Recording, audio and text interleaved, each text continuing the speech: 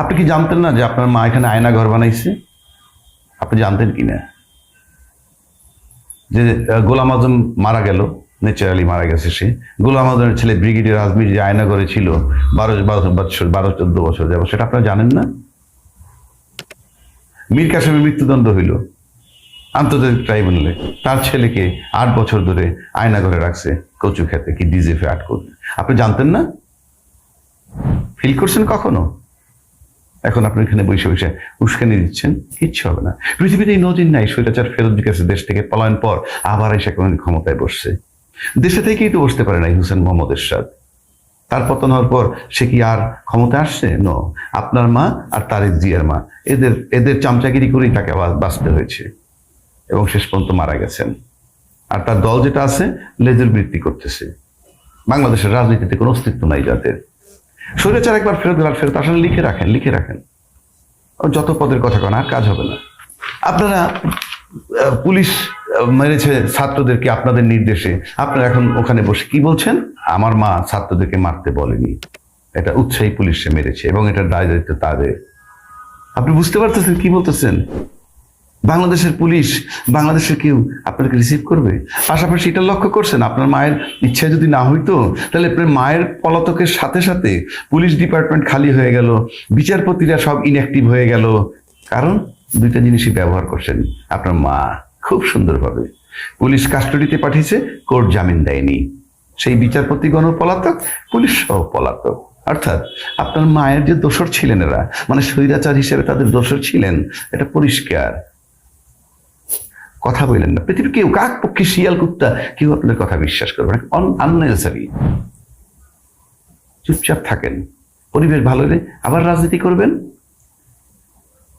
সবশেষে বলি, মানে ক্ষমতালোভী এবং অর্থলোভী রাজনীতিবিদগণ আর কি, মানে যে সমস্ত রাজনীতির দাবিদার যে আমি রাজনীতিবিদ, এরকম ক্ষমতালোভী অর্থলোভী রাজনীতিবিদগণ হন মিথ্যুক, বিশ্বাসঘাতক এবং নির্লজ্জ।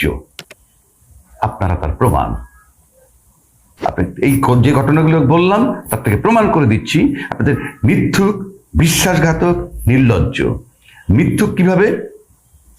পদত্যাগ করেননি আপনার মা বলছেন, আবার বলছেন 90 দিন পর নির্বাচন দিতে হবে। তো পদত্যাগ যিনি করেননি তার আপনার 90 দিন পর কার কাছে নির্বাচন চান আপনি? এটাকে বলে মিথ্যুক, মিথ্যাবাদী। মানে আপনি এই রেটে মিথ্যা বলেছেন গত 16 বছর, পায়ের নখ থেকে মাথার চুল পর্যন্ত আপনারা প্রত্যেকে মিথ্যাবাদী। এবং আপনাদেরকে দেখলে সত্যি কথা অর্থে মানে মিথ্যাবাদী যারা, তারাও ভয় পাবে। ভোট যাদের মিথ্যা দিয়ে শুরু হয় এবং বিছানায় যাওয়ার আগ পর্যন্ত তারা মিথ্যা বলে, তাদের একান্ত উদাহরণ আপনারা। এই জন্য বলছি মিথ্যুক, বিশ্বাসঘাতক। ছাত্রদের বুকের উপরে গুলি চালাচ্ছে, পুলিশের কোনো সাধ্য আছে? হারুন কি করেছে আপনারা দেখেন নাই? ডিবি হারুন, মনিরুল ইসলাম কি করেছে দেখেননি? এখন বলতেছেন কি তারা উৎসাহী হয়ে করেছে, আমার মা ছাত্রদেরকে গুলি। বিশ্বাসঘাতক বলে এদেরকে। আসেন না, এখন আর জনতা লাগবে না, এই পুলিশই আপনাদেরকে অস্থির করে ফেলবে। এটাকে বলে বিশ্বাসঘাতক। আর নির্লজ্জ কাকে বলে জানেন? যেই বিএনপিকে 16 বৎসর যাবৎ বাস দিয়েছেন, এখন বলতেছেন 3 মাস পরে নির্বাচন হবে, প্রয়োজনে বিএনপির সাথে আপনি একত্রিত হয়ে আন্দোলন করবেন, এখনো শখ আছে। আপনি জানেন এখন যেগুলো বলছেন এগুলো আপনি করতে পারবেন না। ধাপ্পাবাজি, মিথ্যাবাজি, ওভারসিজ কিচ্ছু হবে না, কেউ খায় না। কারণ আপনাদের সাথের লোকগুলো, আপনাদের আওয়ামী লীগ যারা করতো, ছাত্রলীগ যারা করতো, তারা আপনাদের সম্পর্কে জানে, বলতে পারেন। এটা হয়তো কেউ বলায় আপনাদের, আমি একেবারে নিশ্চিত করে বলতে পারি কেউ আপনাদেরকে বলায়। কারণ আপনি বলেছিলেন আপনার পরিবার আর রাজনীতি করবে না, আপনার মা খালা চলে আসছে, আর কার কি হবে তা আমরা জানি না, দেখার বিষয় না। তারপর যখন এই কথাগুলো বলেন, আমি নিশ্চিত করে বলছি কেউ আপনাদেরকে দিয়ে বলাচ্ছে কোনো লাভ হবে না।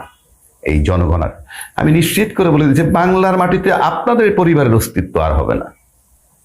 মিথ্যাবাজ, ধোঁকাবাজ, বিশ্বাসঘাতক বলতে যা বোঝায় সবই ছিলেন আপনারা, এবং সেটা করেছেন জনগণের সাথে, প্রশাসনের সাথে, সবকিছুর সাথে।